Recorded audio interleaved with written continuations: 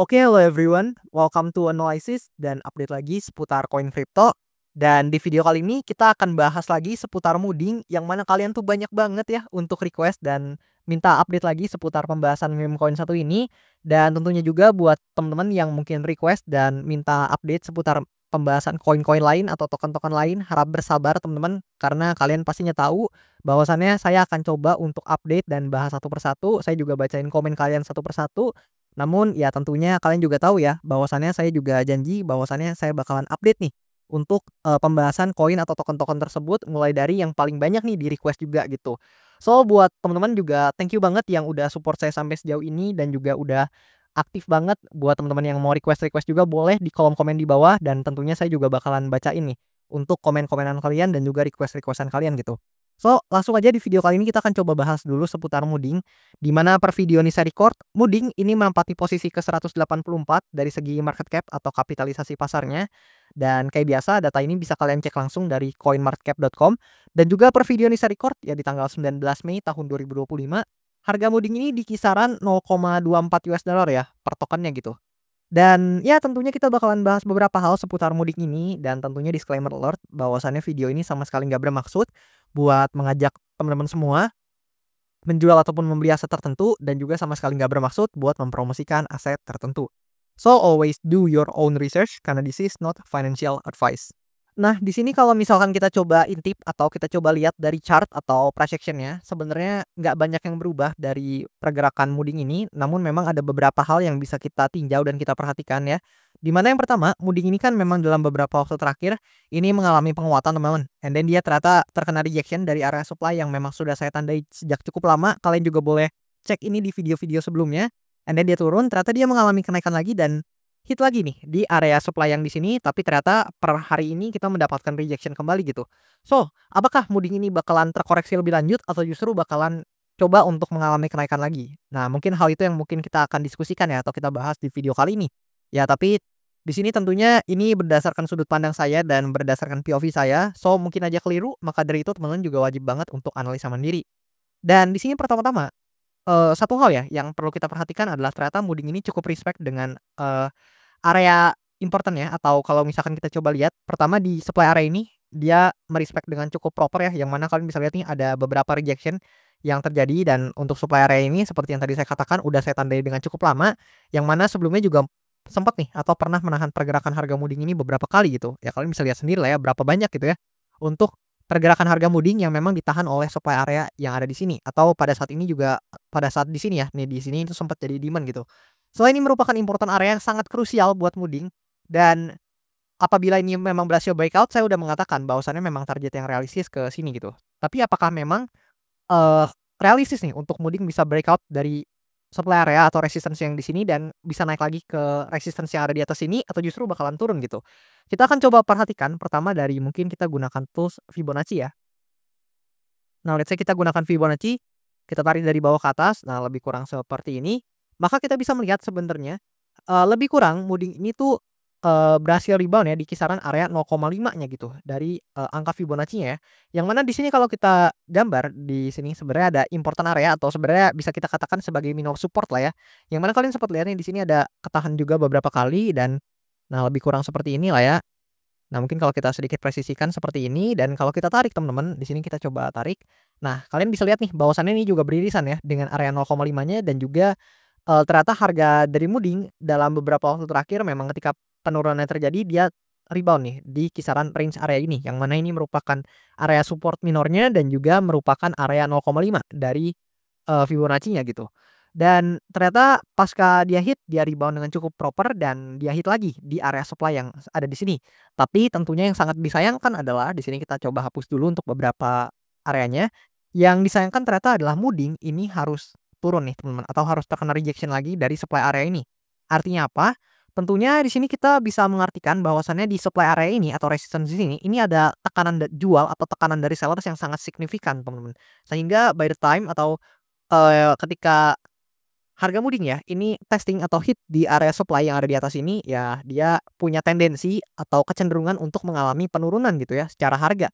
Dan di sini tentunya rejection yang seperti ini tidak berarti positif untuk kita karena tentunya berarti ada yang jualan nih untuk modding ini Dan kalian bisa lihat untuk tekanan jualnya juga mulai mengimbangi ya tekanan belinya gitu. Jadi kalian bisa lihat nih tekanan belinya memang signifikan, tapi tekanan jualnya juga nggak kalah gitu teman-teman. Yang mana kalian juga bisa lihat di sini juga penurunannya cukup signifikan gitu. So di sini ada beberapa probabilitas yang bisa saya coba perlihatkan ke teman-teman, tapi tentunya ini bukan saran jual beli sama sekali dan cuman sudut pandang saya aja.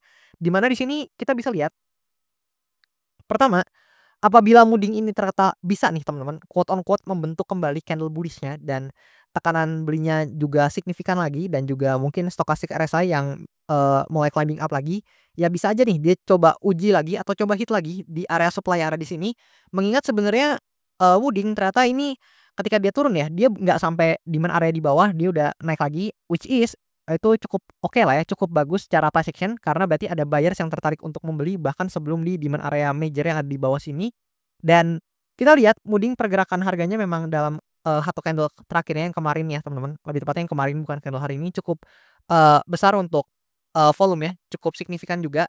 Dan kalau ternyata candle ini bisa mengalami kenaikan lagi dan ya mungkin dalam beberapa waktu ke depan bisa seperti ini akan jadi indikasi yang sangat bagus buat Mooding karena ya, tentunya sekali lagi saya katakan ya, ini adalah resistance yang sangat krusial untuk Mooding karena memang menahan banyak banget pergerakan harganya. Dan kalau misalkan resistance ini bisa di breakout dan terkonfirmasi ya dia breakout seperti ini, ya sekali lagi ada potensi bahwasannya Mooding ini bisa membentuk pergerakan yang seperti ini dan most likely ada potensi ya buat dia untuk menguji ya di resistance-nya yang ada di atas ini gitu. Dan ini hanya bisa terjadi, sekali lagi saya katakan, hanya bisa terjadi apabila Mooding ini mampu atau berhasil breakout dari area supply atau resistance-nya dulu yang ada di sini. Karena kalau ini aja nggak bisa di breakout, ya boro-boro teman-teman bisa naik ke sini gitu. Dan itu adalah skenario yang pertama. Namun, ada pun skenario lainnya atau skenario kedua yang mana kalian juga harus realistis nih.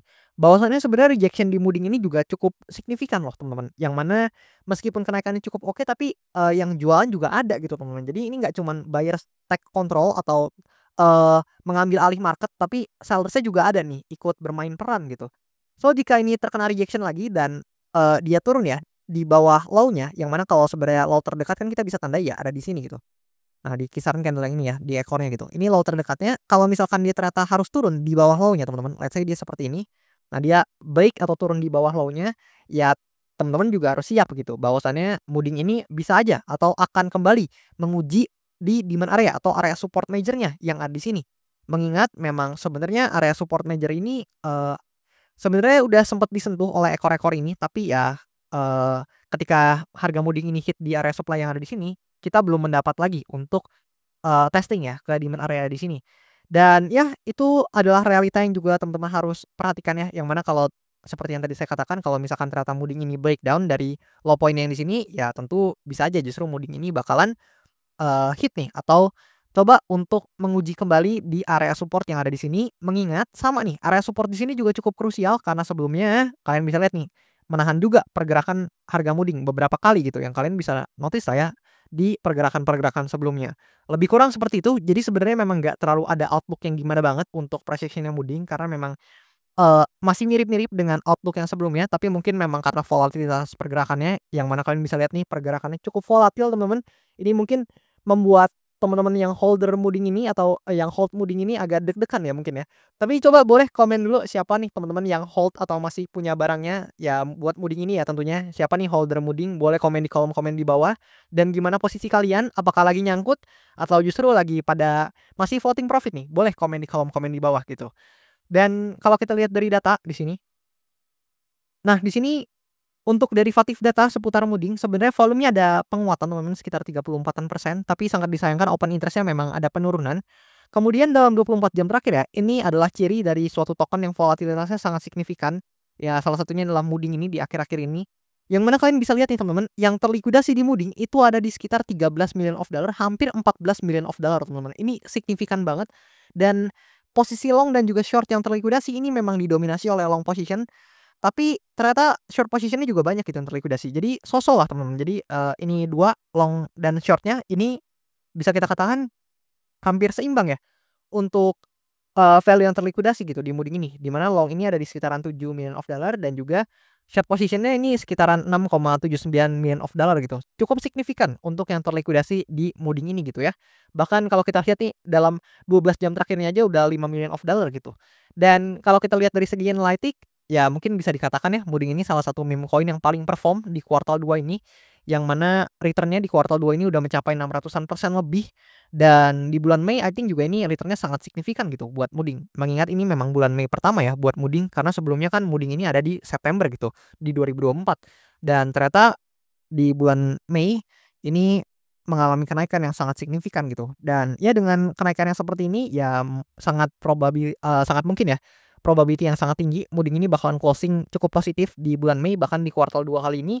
Tapi ya mungkin para holder Mudding juga pastinya pengennya naik terus ya, meskipun itu nggak mungkin, tapi mungkin teman-teman yang hold Mudding pasti nanyain karena, penasaran nih seputar price action-nya dari Mudding ini dan mungkin berharap quote on quote tanda kutip nih, price action-nya naik terus, tapi teman-teman harus realistis itu, adalah hal yang hampir mustahil ya suatu token naik terus. Tapi kalau posisinya seperti ini ya untuk potensialnya atau probabilitasnya seperti yang tadi saya katakan gitu, kalian harus analisa sendiri juga. Dan di sini mungkin yang agak bikin penasaran ya, ini kan bulan Mei udah tinggal, nggak terlalu lama lagi gitu ya, udah tanggal 19 Mei dan lebih kurang tinggal 11 harian lagi gitu. Dan ya, mari kita lihat gitu nantinya di bulan Mei ini closing-nya akan seperti apa dan mungkin bulan Juni nih mendatang nih, bakalan gimana gitu seputar Mudding ini, mungkin itu yang bikin teman-teman lebih penasaran.